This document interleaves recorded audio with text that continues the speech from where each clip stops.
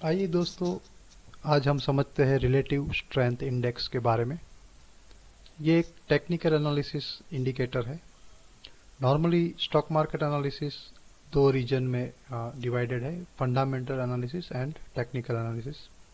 So technical analysis में आप majorly stock का जो प्राइस मूवमेंट है और उसके रिलेटेड चार्ट्स को ऑब्जर्व करके आप डिसीजन लेते हो। सो रिलेटिव स्ट्रेंथ इंडेक्स एक इम्पोर्टेंट इंडिकेटर है। ये एक्चुअली आपको स्टॉक का प्राइस मूवमेंट दर्शाता है। इसे ऑसिलेशन मूवमेंट भी कहते हैं क्योंकि ये 0 to 100 के वैल्यू के बीच में वेरी करता रहता है इसका वैल्यू। तो नॉर्मली ये एज अ लाइन चार्ट जैसे हम प्लॉट करते हैं वैसे इंडिकेटर ये प्लॉट होता है। एंड जो भी प्राइस मूवमेंट है पर्टिकुलर स्टॉक का, उसके हिसाब से वो 0 to 100 के वैल्यू के बीच में उसका मूवमेंट होता है। तो बेसिकली ये इंडिकेटर जो है वो हमें दर्शाता है कि कोई भी स्टॉक ओवरबॉट जोन या ओवरसोल्ड जोन में गया है कि नहीं। तो ओवरबॉट जोन तब बोलते हैं जब काफ़ी उसमें ऊपर की साइड स्टॉक बढ़ता जाता है, राइट। तो हमें लगता है कि अभी बहुत लोगों ने परचेस कर लिया तो अभी करेक्शन का टाइम आ गया है। तो अगर उस लेवल पे स्टॉक आ चुका है तो ये इंडिकेटर हमें पर्टिकुलर जोन में अगर उसकी वैल्यू है तो हमें वो दर्शाता है कि ये ओवरबॉट के नज़दीक है। जैसे अगर आरएसआई इंडेक्स की वैल्यू 70 और 80 के ऊपर जा रही है तो नॉर्मली वो ओवरबॉट जोन में माना जाता है।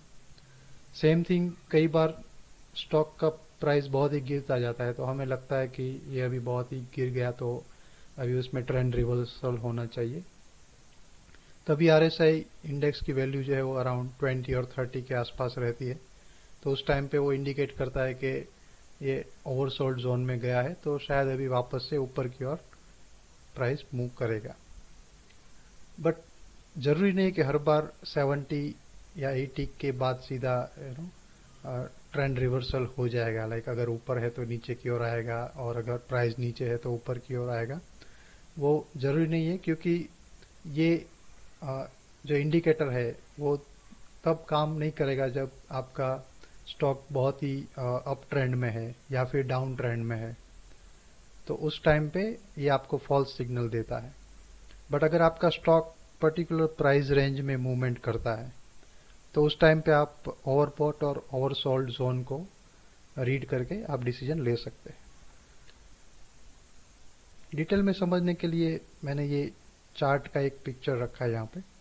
तो ऊपर की जो एरिया है वहाँ पे ये कैंडल स्टिक चार्ट है, नीचे का जो है वो आरएसआई इंडेक्स का जो लाइन चार्ट है वो प्लॉट किया है। यह आईसीआईसीआई बैंक का चार्ट है। तो यहाँ पे आप देख सकते हो नीचे जो ये लाइन चार्ट है और राइट साइड में आप देख सकते हो यहाँ पे 80 और 20 है। तो नॉर्मली आप ये कॉन्फ़िगर भी कर सकते हो। कई इन्वेस्टर 70-30 को भी यूज़ करते हैं आरएसआई इसके लिए। तो आप यहाँ पे देखोगे जैसे जहाँ पे भी 80 के आसपास गया है या 80 क्रॉस किया है तो सामने आपको सेम यहाँ पे जो कैंडल स्टिक चार्ट है आपको दिखेगा कि प्राइस यहाँ से बहुत ही ऊपर गया था ये सेक्शन में, राइट। तो जैसे ही आपको यहाँ पे टिप आया इसका तो ये जैसे ही 70-80 के आसपास आया तो उसको ओवरबॉट जोन में मानते हैं। तो उसका मतलब है कि बहुत लोगों ने बाई कर लिया, अभी लग रहा है कि शायद नीचे जाएगा।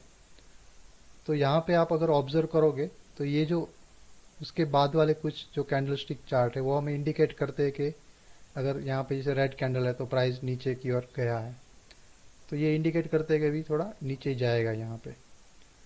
तो इस टाइप से हम इसको समझ सकते हैं कि अराउंड 70 के 80 के आसपास आए तो ये ओवरबॉट जोन में है और चांसेस है कि थोड़ा करेक्ट होगा।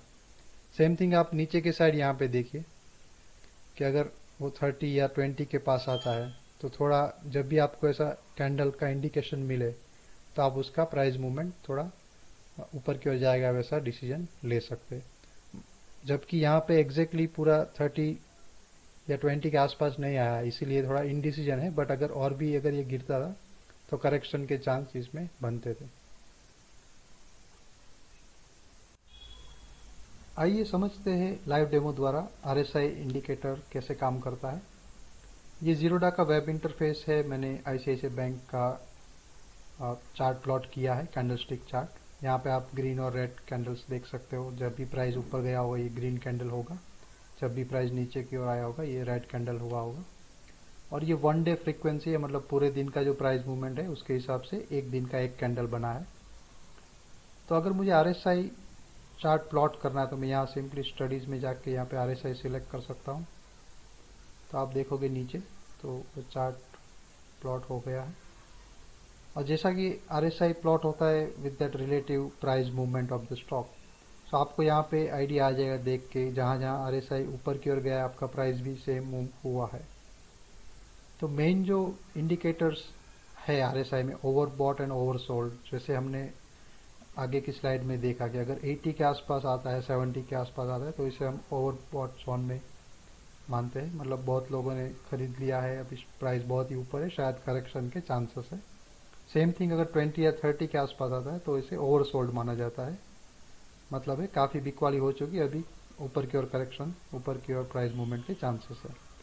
यहाँ से मैं चेंज भी कर सकता हूँ, जैसे मैंने बताया काफ़ी लोग 70-30 रेशियो यूज़ करते हैं, और जिनको कंफर्टेबल है वो 80-20 भी यूज़ करते हैं, और उसके मीडियन भी यूज़ कर सकते हैं। तो यहाँ पे मैं जाके चेंज कर सकता हूँ, तो ये लाइन आपको रिप्रेजेंट करेगा। तो यहाँ पे आप ऑब्जर्व करोगे, जैसे ये यहाँ पे जब क्रॉस हुआ है 70 को, राइट, तो आपका प्राइस भी हाईएस्ट मोमेंटम पे था यहाँ पे।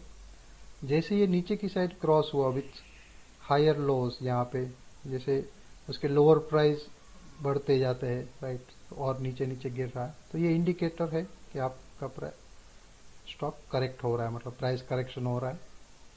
तो ये जोन में एक बार आने के बाद, और अगर नीचे की साइड आपका मूव हो रहा है इंडिकेटर, दैट मीन्स कि अभी ये प्राइस करेक्ट होने वाला है, तो यहाँ पे सेल कर सकते हैं स्टॉक, या इंट्राडे में सेल कर सकते हैं। सेम थिंग अगर प्राइस 30 के आसपास आता है, आप यहाँ पे देखिए, तो जब भी 30 को क्रॉस किया है 20 या 30 के आसपास, तो वो ओवरसोल्ड जोन में आ जाता है, मतलब प्राइस ऊपर की ओर जाने के चांसेस ज़्यादा है। और उसके साथ अगर हमें पॉजिटिव इंडिकेटर्स मिले, like this kind of candles अगर क्रिएट होते हैं, ग्रीन कैंडल्स, तो हम उसको जज कर सकते कि अभी ऊपर की ओर मूव करेगा। तो इस हिसाब से हम RSI इंडिकेटर को यूज़ करके थोड़ा प्रेडिक्ट कर सकते कि प्राइस अगर ओवरबॉट है तो अभी करेक्शन होने वाला है, या ओवरसोल्ड है तो ऊपर की ओर जा सकता है। कोई भी प्राइस अगर पर्टिकुलर रेंज में मूव करता है, उस टाइप के स्टॉक के लिए RSI इंडिकेटर काफ़ी हद तक सही होता है। बट अगर कोई भी स्टॉक ऊपर या नीचे के ट्रेंड में मूव करता है कंटिन्यूसली फॉर लॉन्गर ड्यूरेशन, तो आपका RSI इंडिकेटर जो होगा वो भी अराउंड 70-60 के आसपास ही रहेगा फॉर लॉन्गर ड्यूरेशन, तभी आप कुछ डिसाइड नहीं कर सकते। तो उस टाइप के केसेस में जहाँ पे स्टॉक पर्टिकुलर मूवमेंट फॉलो कर रहा है फॉर लॉन्गर ड्यूरेशन, वो अप ट्रेंड में है, तभी आपका RSI इंडिकेटर ज़्यादा आपको डिसीजन